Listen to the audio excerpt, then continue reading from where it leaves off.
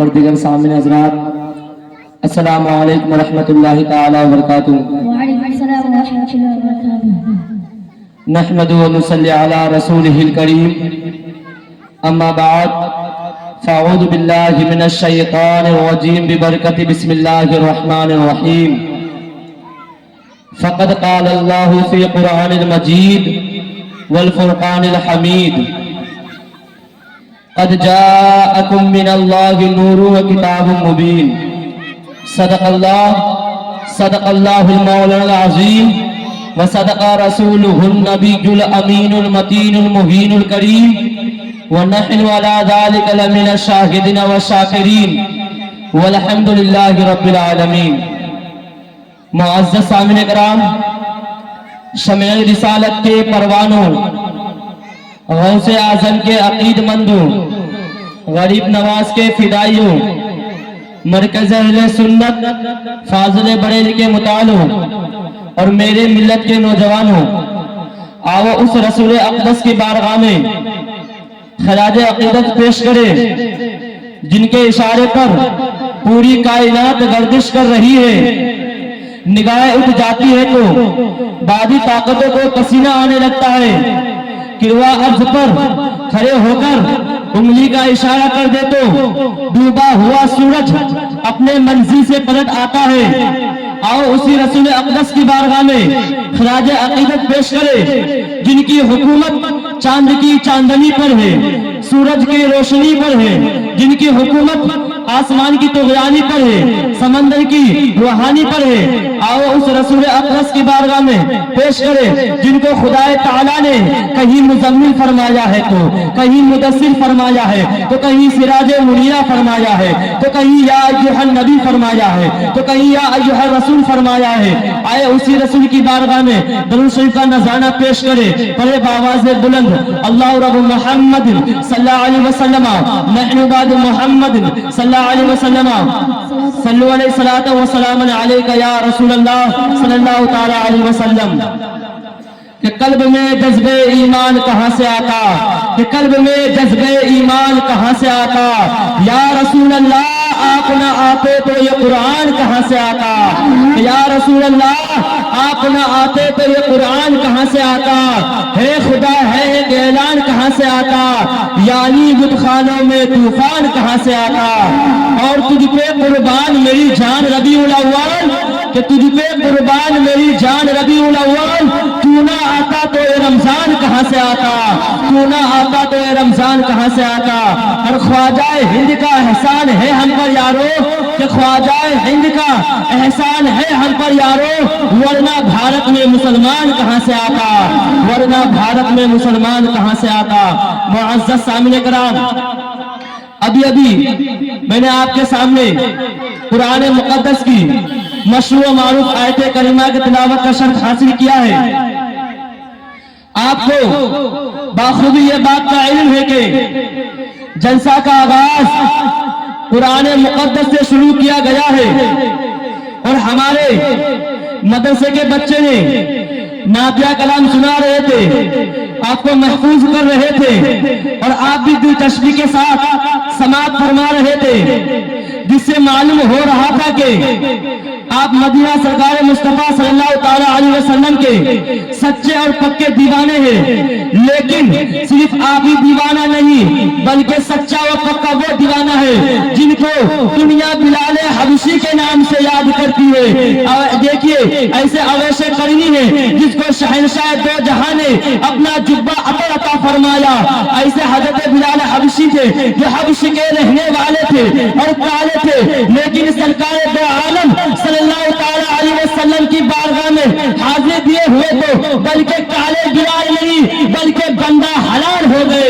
اسی لیے تو کسی شاعر نے یہ نقشہ کھینچا ہے، فلک پہ اچھا ہے نا حلال، فلک پہ اچھا ہے نا فلک پہ اچھا ہے تو حلال پہ اچھا ہے نا، چشم بینا ہے تو دونوں سے بلال اچھا ہے، چشم بینا ہے تو دونوں سے بلال اچھا ہے۔ معزز سامعین کرام، کوئی دیوانہ دیکھا جائے تو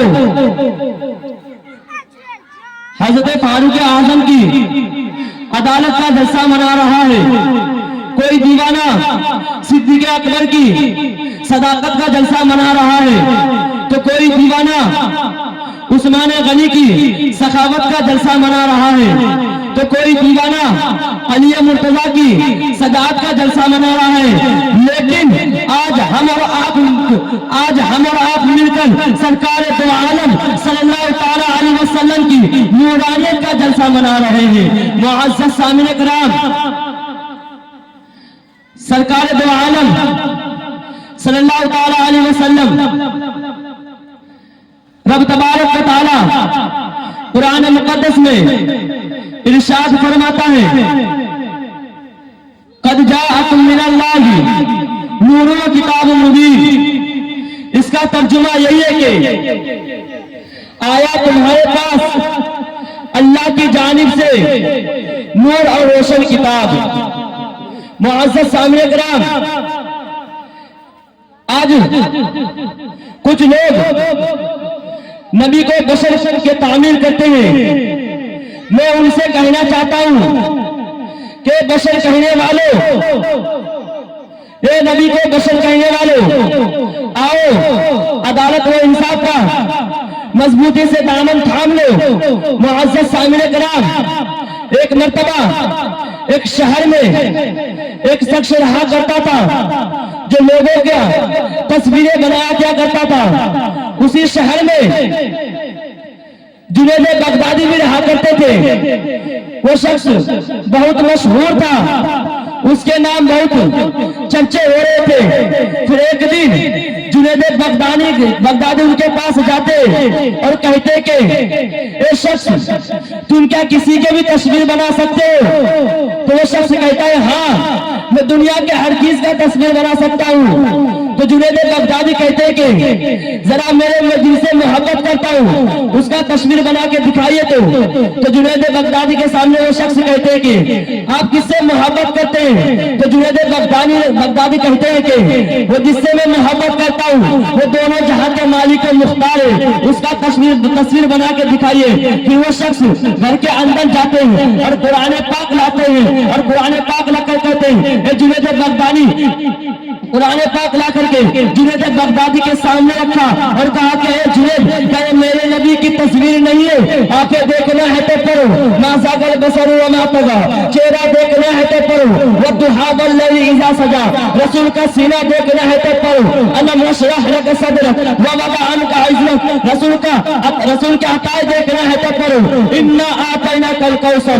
جب بھی قرآن پڑھو تو کنز الایمان سے پڑھو۔ بریلی کے تاجدار یہ نہیں کہے گا کہ میرا نبی میرے جیسا تھا ویسا تھا، قرآن پڑھنے والا یوں کہے گا سرور کہوں دے مالکو مولا کہوں تجھے، سرور کہوں دے مالکو مولا کہوں تجھے، باغ خلیل کا گل صیبہ کہوں تجھے، تیرے تو وصف عیب تنہائی سے ہے بری، کہ تیرے تو وصف عیب تنہائی سے ہے بری، حیران ہوں میرے شاہ میں کیا کیا کہوں تجھے، حیران ہوں میرے شاہ میں کیا کیا کہوں تجھے۔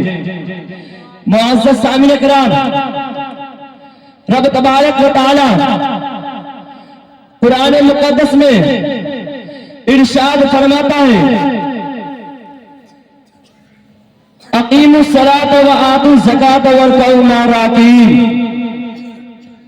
اس کا ترجمہ یہی ہے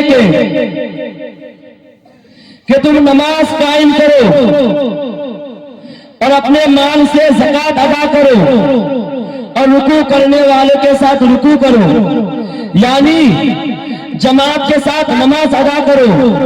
معزز سامعین کرام، آج مسلمان نماز سے لاپرواہ ہو گئے ہیں۔ آج مسلمان کو نماز کے لیے فرصت نہیں ملتی۔ آج مسلمانوں کو نماز پڑھنے کے لیے کہے جائے تو طرح طرح کے بہانا بناتے ہیں، لیکن مسلمانوں یاد رکھنا، خدا کے یہاں تمہارا کوئی بہانا نہ چلے گا، خدا کے یہاں تمہارا کوئی بہانا کار نہیں ہوگا، اور کل قیامت کے دن سب سے پہلے نماز کا ہی سوال ہوگا۔